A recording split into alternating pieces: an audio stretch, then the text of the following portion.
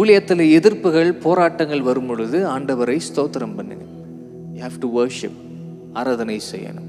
நீங்கள் எதிர்பார்த்த அளவுக்கு ஊழியத்தில் எதுவுமே நடக்கலையே, ஆராதனை செய்யுங்க. நான் முக்கிய ஆண்டவருக்காக செய்யணும்னு நினைக்கிறேன், ஆனால் ஒரு மாற்றமும் இல்லையே, ஆராதனை செய்வோம். பாருங்க, இது எல்லாமே இதுதான் யுத்தக்களம். இதுதான் யுத்தக்களம். நான் ஜெபிக்கிறேன், போராடுறேன், ஆண்டவருக்காக செயல்படணும்னு நினைக்கிறேன், கடினமாக உழைக்கிறேன், ஆனால் எதுவுமே நடக்கலை. அப்போதான் சோர்வு வரும். நானும் பட்டியத்தை எடுக்கிறேன், சண்டை போடுறேன், ஆனால் எதுவுமே நடக்கிற மாதிரி தெரியலையே இயேசுவே அப்படின் பொழுது நம்முடைய இருதயத்தில் நம்ம சோர்ந்து போகிறோம், பலவீனம் கொள்ளுகிறோம். நமக்கு இருக்கிற கொஞ்சம் பலன் கூட அப்படியே குறைஞ்சு போயிடும்.